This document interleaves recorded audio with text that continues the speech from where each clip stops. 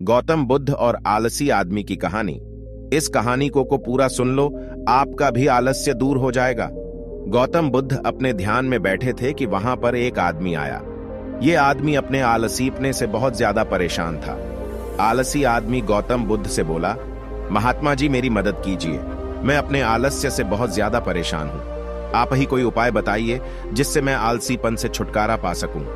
गौतम बुद्ध ने उस व्यक्ति से कहा, पहले मुझे यह बताओ कि तुम्हें क्यों लगता है कि तुम आलसी हो। आलसी आदमी बोला, सिर्फ मुझे नहीं, मेरे परिवार वालों को और मेरे आसपास के सभी लोगों को ऐसा लगता है कि मैं आलसी हूं। गौतम बुद्ध ने फिर उससे पूछा, क्या तुम जानते हो आलस्य होता क्या है? आलसी व्यक्ति बोला, नहीं मैं नहीं जानता, किंतु मैं इतना जरूर जानता हूं कि आलस्य बहुत बुरी चीज है। इसकी वजह से मुझे बहुत नुकसान हुआ है जीवन में। गौतम बुद्ध बोले, जिस परेशानी से तुम छुटकारा पाना चाहते हो, पहले उसके बारे में पूरी जानकारी ले लोगे तो उससे छुटकारा पाना आसान हो जाएगा।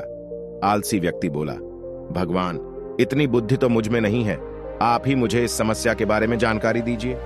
गौतम बुद्ध बोले, आलस्य एक मानसिक अवस्था है, एक विचार है जिसे जाने अनजाने में हम खुद ही जन्म देते हैं। आलस्य दो मूलभूत कारणों की वजह से ही जन्म लेता है, एक है शारीरिक और दूसरा मानसिक।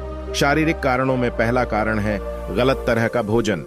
हम सभी जानते हैं कि हमारे शरीर को भोजन से ऊर्जा मिलती है और यह ऊर्जा सजीव चीजों से मिले तो अच्छी, यानी कि प्राकृतिक रूप से जो हमें भोजन की वस्तुएं प्राप्त होती है, उनसे अगर यह ऊर्जा मिले तो हमारा शरीर इससे अच्छी ऊर्जा प्राप्त करता है। इससे उलट यदि हम निर्जीव वस्तुओं से ऊर्जा प्राप्त करते हैं तो यह हमें आलस्य की ओर लेकर जाती है। दूसरा कारण, हमारी शारीरिक गतिविधियां भी हमें आलस्य के चंगुल में फंसा सकती है। गौतम बुद्ध ने आलसी व्यक्ति को अपने शिष्यों की तरफ इशारा करते हुए कहा कि देखो, इनके चलने फिरने बैठने के तरीकों में तुम्हें कुछ अलग नजर आ रहा है। जब आलसी व्यक्ति कुछ समझ नहीं पाया तब गौतम बुद्ध ने उससे कहा, मेरे शिष्य जब भी बैठते हैं तो वे रीढ़ की हड्डी को एकदम सीधा रखते हुए बैठते हैं। चलते हैं तो उनके दोनों पैरों के बीच अच्छे से संतुलन बना रहता है, और जब वह सोते हैं तो उनका शरीर एकदम शिथिल रहता है। ऐसा करने से उन्हें रात्रि में एकदम सही तरीके से नींद आती है। आलसी व्यक्ति बोला, लेकिन नींद तो आलस्य का की एक स्वरूप है। बुद्ध बोले, हाँ, अगर उसे ज्यादा मात्रा में लिया जाए तो। बुद्ध ने इस बात को आगे बढ़ाते हुए कहा, नींद कम मात्रा में लोगे तो तुम्हें अगले दिन थकान महसूस होगी और ऐसा करने से ज्यादा आलस्य शरीर में आएगा।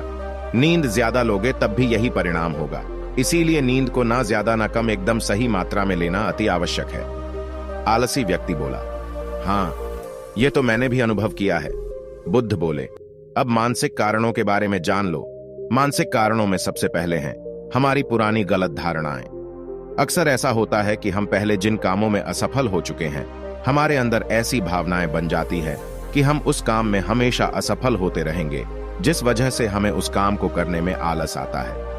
ऐसी धारणाओं से छुटकारा पाने का एकमात्र उपाय यह है कि हमें अपने मन को यह समझाना चाहिए कि पिछली बार हम जब उस काम में असफल हुए थे तो हम उसके बारे में जितना जानते थे, अब हम उस काम के बारे में उससे ज्यादा जानते हैं, क्योंकि असफल होने के बाद हम उससे काफी कुछ सीखे भी है। बुद्ध बोले, दूसरा कारण है आलसी और कामचोर लोगों की संगत। कई बार ऐसा होता है कि हम आलसी नहीं होते, मगर जिनके साथ हम रहते हैं हम उन जैसे बनने लगते हैं। इससे छुटकारा पाने का उपाय बहुत सरल है। कामचोर और आलसी व्यक्तियों से दूर रहो। ऐसे व्यक्तियों की संगत में रहो जो अपने काम को बड़ी लगन से करते हैं और तुम्हें कुछ सिखा पाए। गौतम बुद्ध ने तीसरा कारण बताते हुए कहा, यह कारण आलस्य के लिए सबसे बड़ा कारण है, काम को कल पर टालते रहना। यह कारण इतना शक्तिशाली है कि किसी भी व्यक्ति को बर्बाद कर सकता है। इससे बचने का सबसे आसान उपाय यह है कि जो काम जितनी जल्दी संभव हो उतनी जल्दी कर दिया जाए। गौतम बुद्ध ने आलसी व्यक्ति से एक सवाल पूछा, मान लो तुम किसी रेगिस्तान में फंस गए हो और तुम्हें प्यास लगी है, तो तुम क्या करोगे? आलसी व्यक्ति बोला, मैं जल्दी ही रेगिस्तान के आसपास कोई गांव की तलाश करूंगा या ऐसी जगह की तलाश करूंगा जहां पर मुझे पानी मिल सके। गौतम बुद्ध बोले, अगर तुम्हें काफी देर ढूंढने पर भी पानी ना मिले तब तुम क्या करोगे? आलसी व्यक्ति बोला, मैं तब भी अपनी तलाश जारी रखूंगा, क्योंकि ऐसी परिस्थिति में मेरे पास कोई और दूसरा विकल्प तो होगा ही नहीं। गौतम बुद्ध बोले, बिल्कुल सही, और यही है मानसिक स्तर पर आलस्य का चौथा कारण, किसी भी निश्चित लक्ष्य का ना होना यह भी आलस की ओर लेकर जाता है। अब सुनो, 5वें कारण के बारे में गौतम बुद्ध बोले, सोचो कि तुम्हारे पास काफी सारे सोने के दागिने हैं जो तुम्हें एक जगह से दूसरी जगह लेकर जाना है। तुम चलते चलते थक जाते हो और किसी पेड़ के नीचे बैठ जाते हो और तभी तुम्हें दूर से तुम्हारी तरफ दौड़कर आ रहे डाकू दिखाई देते हैं। तो क्या तब भी तुम आलस करके वहीं बैठे रहोगे? ऐसी परिस्थिति में तुम वहां से उठकर दौड़ने लगोगे? आलसी व्यक्ति बोला, जी मुझे वहां से दौड़ना ही पड़ेगा, नहीं तो मेरी जान और सोने के दागिने दोनों खतरे में पड़ जाएंगे। बुद्ध बोले, यानी कि तुम्हारे पास एक ठोस वजह होगी दौड़ने के लिए। यही है आलस्य का 5वां कारण, किसी भी काम के लिए ठोस वजह का ना होना। आलसी व्यक्ति महात्मा बुद्ध की बातों से संतुष्ट हुआ। वह बोला, महात्मा जी, मैं अब आलस्य के बारे में सब कुछ जान चुका हूं और अब मैं इन सभी कारणों पर काम करूंगा और अपने आलस्य को दूर भगा दूंगा। दोस्तों, आशा करता हूं गौतम बुद्ध और आलसी व्यक्ति की कहानी आपको अच्छी लगी होगी और इसे पढ़ने के बाद अब आप कभी भी जीवन में आलस नहीं करेंगे।